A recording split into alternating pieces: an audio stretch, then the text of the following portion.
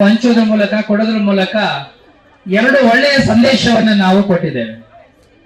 Helmet ವಿಚಾರದಲ್ಲಿ ತಮಗೆಲ್ಲ ಗೊತ್ತಿದೆ. ನಾವು ನಮ್ಮ ಜೀವನ ನೋಡಿ, ಎರಡು ಬಹಳ ಮುಖ್ಯ. ಒಬ್ಬ ವ್ಯಕ್ತಿಗೆ ಜೀವ ಮತ್ತು ಜೀವನ ಇವೆರಡೂ ಕೂಡ ಶ್ರೇಷ್ಠವಾದದ್ದು. ಜೀವ ಇದ್ರೆ ಒಂದು ಉತ್ತಮವಾದ ಜೀವನವನ್ನು ನಡೆಸಬಹುದು. ಆ ಕಾರಣಕ್ಕಾಗಿ ನಮ್ಮ ಪೊಲೀಸ್ ಇಲಾಖೆಯಿಂದ ಜಿಲ್ಲಾ ಎಲ್ಲಾ ಕೇಂದ್ರಗಳಲ್ಲೂ ಏನು ಹೆಲ್ಮೆಟ್ ಅನ್ನ ಕಡ್ಡಾಯವಾಗಿ ಧರಿಸಿ ಆ ಮೂಲಕವಾಗಿ ನಿಮ್ಮ ಜೀವನ ರಕ್ಷಣೆ ಮಾಡಿಕೊಳ್ಳಿ ಎನ್ನುವಂತ ಸಂದೇಶವನ್ನ ಏನು ನಮ್ಮ ಪೊಲೀಸ್ ಇಲಾಖೆಯಿಂದ ನಿಮಗೆಲ್ಲರಿಗೂ ರವಾನೆ ಮಾಡಿದ್ದಾರೆ. ಆ ಪ್ರಕಾರ ತಾವೆಲ್ಲರೂ ಕೂಡ ಯಾರೆಲ್ಲ ದ್ವಿಚಕ್ರ ವಾಹನಗಳನ್ನ ಬಳಸ್ತೀರಿ ಕಡ್ಡಾಯವಾಗಿ ಹೆಲ್ಮೆಟ್ ಅನ್ನು ಧರಿಸೋದ್ರ ಮೂಲಕ ಸಮಾಜಕ್ಕೆ ಉತ್ತಮವಾದ ಸಂದೇಶವನ್ನು ಕೊಡಬೇಕು ಅಂತ ಹೇಳಿ ಮತ್ತೊಮ್ಮೆ ನಾನು ನಿಮ್ಮಲ್ಲಿ ವಿನಂತಿಯನ್ನು ಮಾಡ್ಕೋತೀನಿ.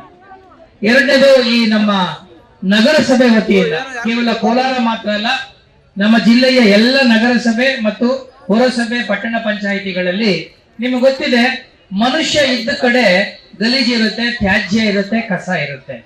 ಕಸ ಅಂತಂದ್ರೆ ನಾವೆಲ್ಲರೂ ಮೂಗು ಮುರಿಯೋ ಜನ, ದೂರ ಹೋಗ್ಬಿಡ್ತೀವಿ. ಅಯ್ಯೋ ಕಸ ಇದೆಯಪ್ಪ ಬೇಡ ಅಂತ ಹೇಳ್ತೀವಿ. ನಾವು ಸಾಮಾನ್ಯವಾಗಿ ಕಸವನ್ನ ತೆಗೆದು ದಿನ ಮನೆಯನ್ನ ಸ್ವಚ್ಛ ಮಾಡಿದಾಗ ಕಸ ತೆಗೆದು ಊರಿಂದ ಆಚೆಗೆ ಹಾಕ್ತಿವಿ, ಮನೆಯಿಂದ ಆಚೆಗೆ ಹಾಕ್ತಿವಿ. ನನಗೆ ಎಷ್ಟೋ ಸಾಲ ಎನಿಸಿದೆ ನಾವೆಂತ ದಡ್ರು ಅಂತ.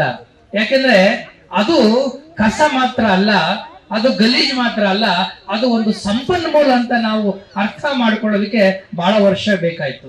ಸಂಪನ್ಮೂಲ ಅನ್ನೋದು ನಿಮ್ಗೆ ಅರ್ಥ ಆಗದೆ ಹೋದ್ರೆ ನಾನು ಇನ್ನೂ ಒಂದು ಅರ್ಥದಲ್ಲಿ ಹೇಳ್ತೀನಿ. ನಿಮ್ಗೆ ಅಷ್ಟಲಕ್ಷ್ಮಿಯರು ಅಂತ ಗೊತ್ತು ಅಲ್ವಾ? ಹೆಣ್ಮಕ್ಳು ಜಾಸ್ತಿ ಇದ್ದೀರಿ ನೀವು. ಕಸನೂ ಕೂಡ ಒಬ್ಬ ಲಕ್ಷ್ಮಿ ಅನ್ನೋದನ್ನ ನೀವು ಮರಿಬಾರ್ದು.